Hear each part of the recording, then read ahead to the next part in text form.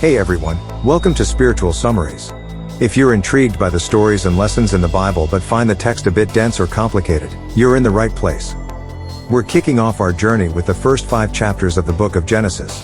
We'll explore the creation of the universe, the first humans, and the early events that have intrigued readers for millennia. I'll be using the King James Version for these summaries, but feel free to follow along in any version that you're comfortable with. From the creation of the world to the first family dramas, these chapters offer a wealth of insights that have captivated people for generations. And remember, if any of these summaries pique your interest, I strongly encourage you to read the full chapters in the Bible. There's much more to discover that we can't cover in a short video. So, are you ready to dive into the world of Genesis chapters 1 through 5? Then hit that subscribe button and ring the bell so you won't miss any of our episodes. Don't forget to like this video and share it with anyone you think would find it helpful. Genesis chapter 1 is about the creation of the world. It's the opening chapter that sets the stage for the entire biblical narrative. Here's a simple and straightforward breakdown. Day 1. Light. In the beginning, everything was dark and formless. God said, "Let there be light," and light appeared. God saw that the light was good, so he separated the light from the darkness. He called the light day and the darkness night. Day 2. Sky. On the second day, God created a firmament or a sky to separate the waters above from the waters below. He called this sky heaven. Day 3. Land and plants. God gathered all the water below the sky into one place and made dry land appear. He called the dry land earth and the gathering of waters seas. Then, he made plants and trees grow on the land. Day 4. Sun, moon, and stars. God made lights in the sky to separate day from night. He created the sun to rule the day and the moon to rule the night. He also made stars. Day 5. Sea creatures and birds. God filled the seas with living creatures and made birds fly above the earth. He blessed them and told them to multiply. Day 6. Animals and humans. God made all kinds of animals that live on land. Then, he created humans, in his own image, to rule over all the creatures on earth. He made both male and female humans and blessed them. Day 7. Rest. After all this work, God rested on the 7th day, declaring it holy. Each of these days concludes with a phrase like "and the evening and the morning were the first day," emphasizing the cycle of each creation day. And that's the gist of Genesis chapter 1. It outlines how God created the world in 7 days, each day focusing on different aspects of creation. Genesis chapter 2 is sort of a zoom-in on the creation story, focusing particularly on the creation of humans and their initial setting, the Garden of Eden. Day 7 continued, rest. The chapter starts by reiterating that God finished his creation in 6 days and rested on the 7th day, which he made holy. Creation of man. Unlike chapter 1, which talks about humans being created male and female at the same time, chapter 2 explains that God first created a man, Adam, from the dust of the ground. God breathed life into him, and he became a living being. The Garden of Eden. God planted a beautiful garden in a place called Eden, where he placed Adam. In this garden, there were all kinds of trees that were nice to look at and good to eat. 2 significant trees were the tree of life and the tree of the knowledge of good and evil. A job for Adam. God gave Adam the job of taking care of the garden. He could eat from any tree in the garden except the tree of the knowledge of good and evil. Eating from that tree would lead to death. Animals are named. Adam then got another task, naming all the animals. But among all the animals, there wasn't a suitable companion for him. Creation of woman. God decided Adam needed a companion. So, he made Adam fall into a deep sleep, took one of his ribs, and from it created a woman, Eve. When Adam saw her, he felt an instant connection, saying she was bone of my bones, and flesh of my flesh. And that's Genesis chapter 2. It takes a closer look at the creation of humans and sets up the Garden of Eden as the initial dwelling place for them, complete with jobs to do, rules to follow, and a relationship to enjoy. Genesis chapter 3 is a pivotal chapter in the Bible as it covers the story often referred to as the fall, where Adam and Eve disobey God. The serpent's temptation. A crafty serpent comes into the picture and talks to Eve. The serpent questions her about God's command not to eat from the tree of the knowledge of good and evil. The serpent suggests that eating the fruit wouldn't result in death, as God said, but would actually make her like God, knowing good and evil. Eating the forbidden fruit. Eve is persuaded. She sees that the tree's fruit looks delicious and thinks gaining wisdom sounds good. She takes a bite and gives some to Adam, who also eats it. Realization and shame.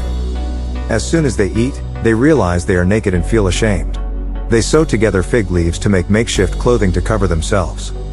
God's arrival. God comes walking in the garden and Adam and Eve hide from him. God calls out, asking where they are. Adam eventually answers that they hid because they were naked. The blame game. God questions how they knew they were naked and if they ate from the forbidden tree. Adam blames Eve, and Eve blames the serpent. The consequences. God issues a series of judgments. The serpent is cursed to crawl on its belly and be an enemy to humans. Eve will experience pain in childbirth and a complicated relationship with her husband. Adam will have to work hard to make the land produce food, and eventually, he will die and return to the ground from which he was made. Expulsion from Eden. Finally, God makes more durable clothing for Adam and Eve from animal skins.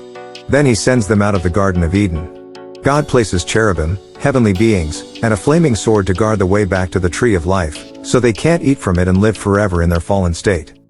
And that's Genesis chapter 3. This chapter serves as a foundation for many themes in the Bible, explaining the origin of sin, suffering, and the complicated relationship between humans and God. Genesis chapter 4 tells the story of Adam and Eve's first two sons, Cain and Abel, and how their lives take a tragic turn. Cain and Abel. Adam and Eve have two sons. Cain, the older one, is a farmer, and Abel, the younger one, is a shepherd. Offerings to God. Both brothers bring offerings to God. Cain offers produce from his farm, while Abel offers the best portions from the firstborn of his flock. God accepts Abel's offering but not Cain's. Cain's jealousy. Cain becomes very upset and angry that his offering was not accepted. God warns him that sin is waiting to control him but that he must master it. Cain murders Abel. Ignoring God's warning, Cain invites Abel to go out into the field. Once they are alone, Cain attacks and kills his brother. God's punishment. God confronts Cain, asking where Abel is. Cain lies and says, "I don't know. Am I my brother's keeper?" God tells Cain that Abel's blood cries out to him from the ground, and as a result, Cain will be cursed. He will no longer be able to farm the land, and he will be a restless wanderer. Cain's exile. Cain complains that his punishment is too harsh and that anyone who meets him might kill him. God marks Cain to protect him from being killed by others. Cain leaves God's presence and settles in the land of Nod, east of Eden. Cain's descendants. The chapter concludes with a list of Cain's descendants, leading down to Lamech, who becomes the first polygamist and boasts about his violent deeds. Birth of Seth. The chapter ends on a hopeful note. Adam and Eve have another son named Seth, who is seen as a replacement for Abel. Seth has a son named Enosh, and it's during his time that people begin to call on the name of the Lord. And that's Genesis chapter 4. This chapter delves into themes of jealousy, consequences of sin, and the complexities of human relationships, while also setting the stage for the broader human story that unfolds in the rest of the Bible. Genesis chapter 5 is essentially a genealogy that tracks the lineage from Adam to Noah. It's a bit different from the preceding chapters because it doesn't focus on specific stories but instead provides a list of names, ages, and key descendants. From Adam to Seth. The chapter begins by restating that humans were created in God's image and that Adam had a son named Seth in his own likeness at the age of 130. Adam lived for 930 years in total and then he dies. Seth to Noah. After Seth, the genealogy continues, listing several generations along with their ages. The notable figures in this lineage include: Seth lived 912 years. Enos lived 905 years. People begin to call upon the name of the Lord during his time. Canaan lived 910 years. Mahalaleel lived 895 years. Jared lived 962 years. Enoch, the exception. One standout person is Enoch, Jared's son. Enoch lives for 365 years and is said to walk with God. Unlike the others who die, the text says God took him away, implying he did not experience death in the usual manner. Methuselah, Enoch's son, lived the longest of anyone listed, reaching 969 years. Noah, a pivotal figure. Finally, the genealogy reaches Noah. Noah has three sons, Shem, Ham, and Japheth. Noah is 500 years old when he becomes a father. And that's Genesis chapter 5 in a nutshell. It serves as a bridge between the early stories of humanity and the upcoming tale of Noah's Ark. It also reflects on the long lifespans of people in these early generations, culminating in the introduction of Noah, who becomes crucial in the next part of the Genesis narrative. And there we have it. The first 5 chapters of the book of Genesis. From the very creation of the world to the beginnings of human history, we've covered some of the most iconic stories and lessons that the Bible has to offer.